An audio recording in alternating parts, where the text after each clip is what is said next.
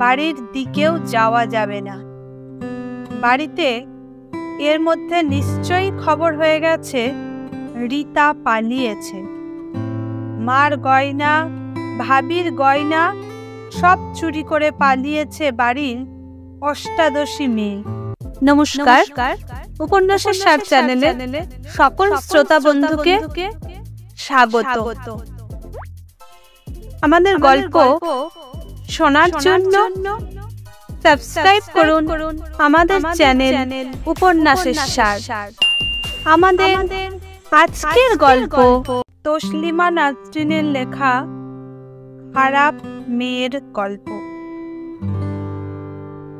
এখানেই আমার দাঁড়াবার কথা ছিল। ইঞ্জিনিয়ার্স ইনস্টিটিউটের ঠিক উল্টো দিকের গেট দিয়ে ঢুকে ডান দিকে প্রথম যে নারকেল গাছটি পড়বে সেই গাছের নিচে। বলেছিল মাঠের দিকে মুখ করে দাঁড়াবে, নয়তো রাস্তার লোকগুলো আবার ড্যাব ড্যাব করে তাকিয়ে থাকবে। আমি মাঠেই থাকব, ঠিক 6টায়। কেমন? কোথায় 6টা? 6টা বেজে 35 পেরিয়ে গেল, তবু রতনের দেখা নেই।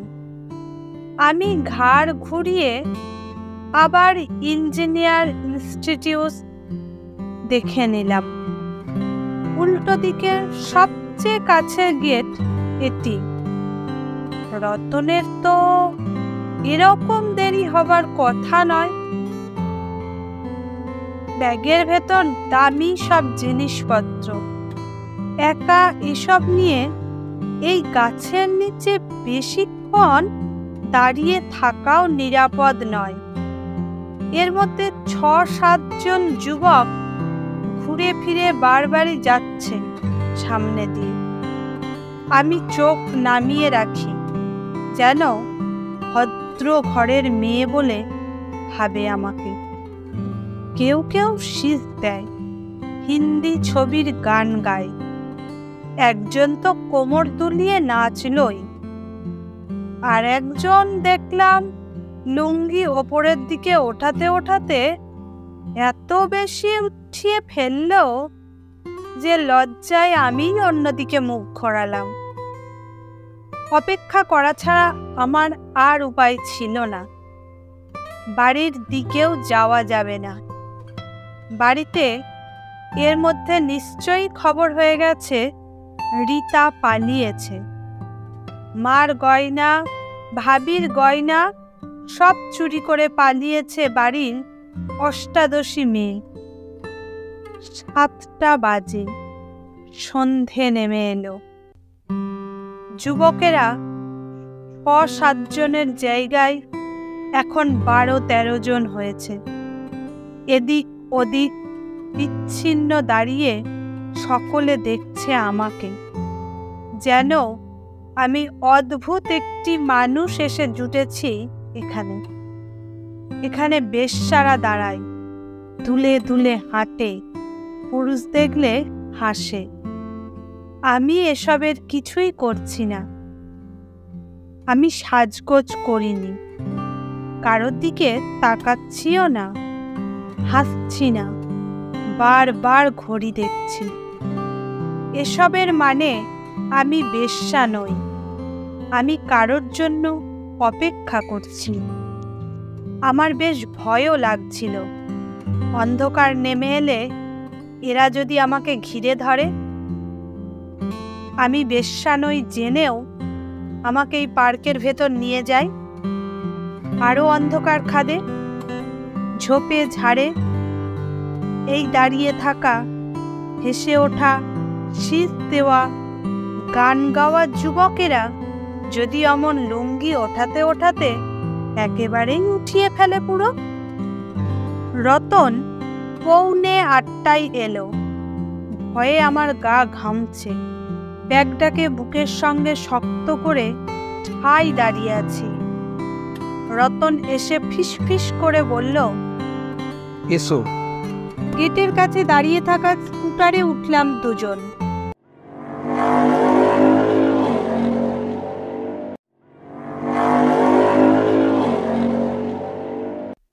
আমি রতনের একটা হাত চেপে ধরলাম, বললাম, দেরি করলে কেন? কণ্ঠ এত ভেজা, নিজেই অবাক হলাম যে এতক্ষণ গাছের সঙ্গে কাঠ হয়ে দাঁড়িয়ে থেকে ভেতরে ভেতরে আমি নিশ্চয় কাঁদছিলাম।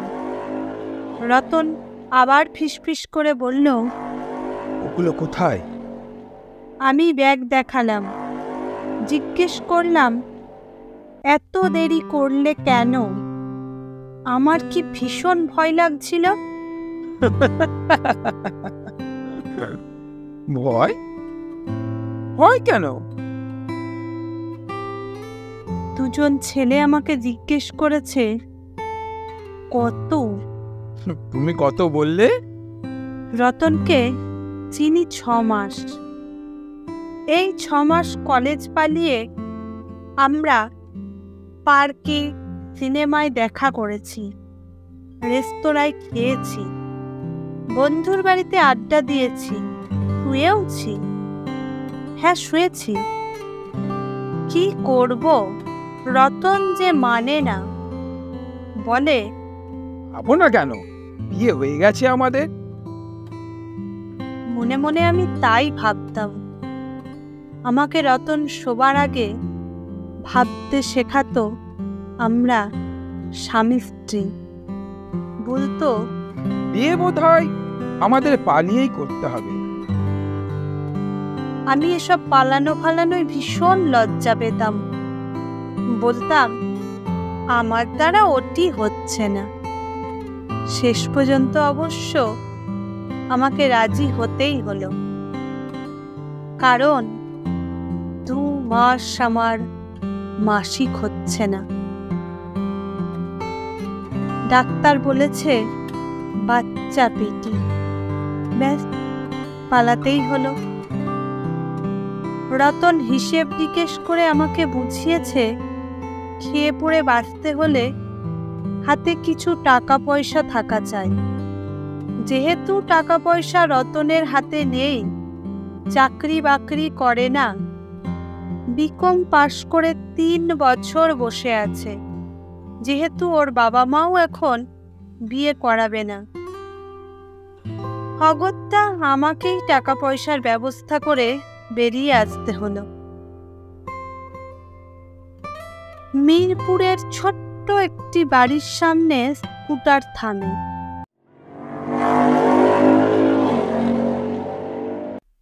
রতনের পেছনে হাঁটছি, হাতে শক্ত করে ধরে আছি ব্যাগ। ব্যাগে মার আর ভাবির গয়না। আলমারি খুলে ভর দুপুরে বাড়ির সবাই যখন ঘুমোচ্ছিল নিয়ে এসেছি। এর মধ্যে ওরা কি থানায় খবর দিয়েছে? মনে হয় না।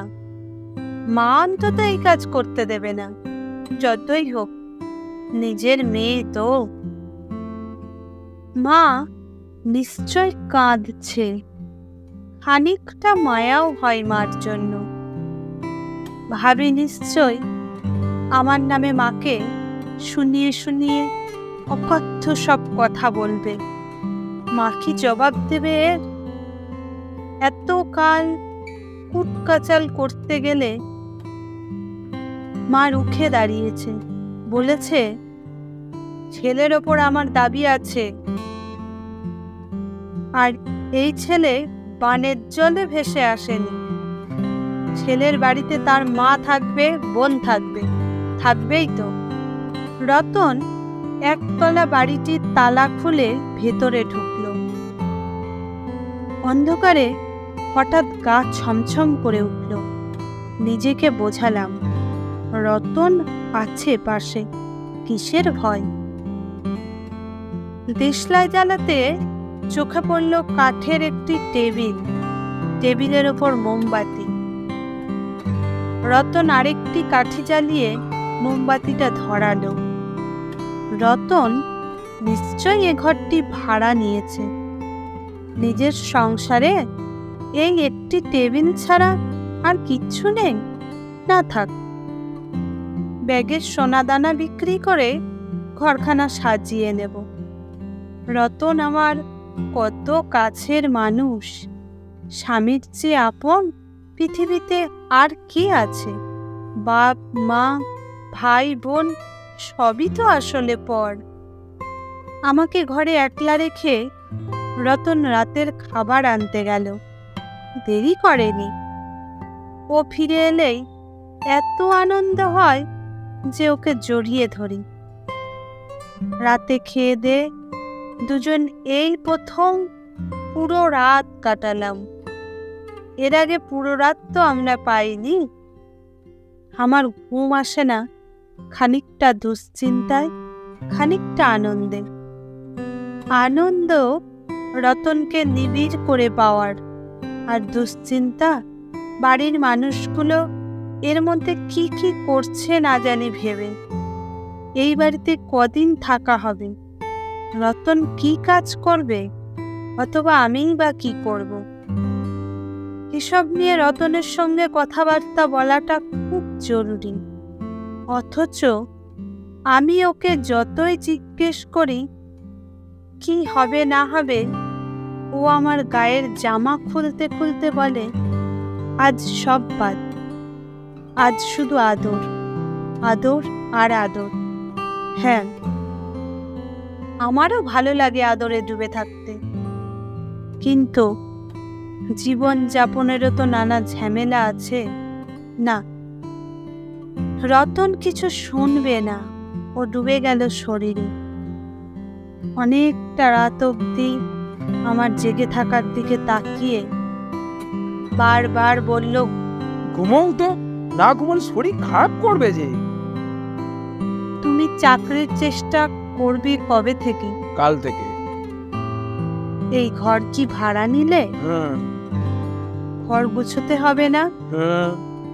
কবে গুছোবো? কাল। কিছু জিনিসপাতি তো কিনতে হবে। আপাতত বিছানার তোষক, বালিশ, মশারি আর থালা বাসন, চুলো, তাই না? কবে কিনবে? কাল। ভাইজান যদি আমাকে খুঁজতে বেরোয়, পাবে? আরে না, তোমাদের বাড়িতেই বরং উঠলে পারতে। তোমার বাবা মাকে ঘটনাটা জানাও। কবে জানাবে গো? কাল। আচ্ছা, বিয়েটা আমাদের কবে হবে? কাল। বলতে বলতে রতন নাক ডাকলো, আর আমি একটি সংসারের স্বপ্নে বিভোর হয়ে নিদ্রাহীন পার করলাম রাত। ভোরের দিকে ঘুম নামলো চোখে। ঘুম ভাঙল জানলা গলে রোদ এসে চোখ তাতানোর পর। উঠে দেখি রতন উঠে গেছে আগেই। কি লজ্জা! বউ ঘুমোচ্ছে আর স্বামী উঠেছে, নিশ্চয়ই মুখ ধুচ্ছে কোথাও। মাঠে একটা টিউবওয়েলের মতো চোখে পড়েছে রাতে। নাকি নাস্তা আনতে গেল?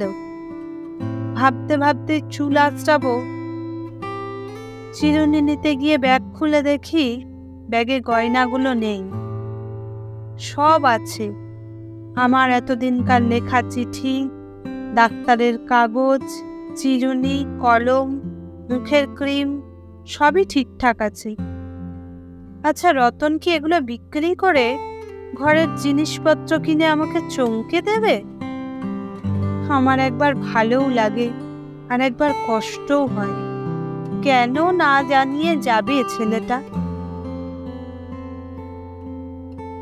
সকাল পেরিয়ে দুপুর, আর দুপুর গড়িয়ে সন্ধে হয়, রতন ফেরেনি। বিকালে 4-5 জন ছেলে দরজা ঠেলে ঢুকে আমাকে দেখে অবাক। বলল, তুমি কে? এখানে কেন? আমি বললাম, এটা তো আমার ঘর, তোমরা কে? আমরা বাইরে সাইনবোর্ডে কি লেখা আছে দেখবে এসো। লেখাপড়া জানো নিশ্চয়ই? বোর্ড? বেশ একটু অবাক হয়ে বাইরে গিয়ে দেখি ঘরের ওপর সাইনবোর্ডে বড় বড় অক্ষরে লেখা নবারুণ যুবক সংঘ। এর মধ্যেই ওদের বয়সের একটি ছেলে মাথায় করে একটি ক্যারাম বোর্ড নিয়ে ঢুকল। আমার আর ঘরে ঢুকতে ইচ্ছা করেনি, বাইরেই দাঁড়িয়ে রইলাম। ওদের জিজ্ঞেস করলাম, রতনকে চেনো? কোন পাড়ার? আমি জানি না রতন কোন পাড়ার, কল্যাণপুরে বাড়ি বলেছিল, সিটি কলেজে পড়তো, ব্যাস এইটুকুই জানি। ঘুরে বেড়ায়, গান গায়, মাঝে মাঝে কবিতাও বলে। ওর বাবা উকিল।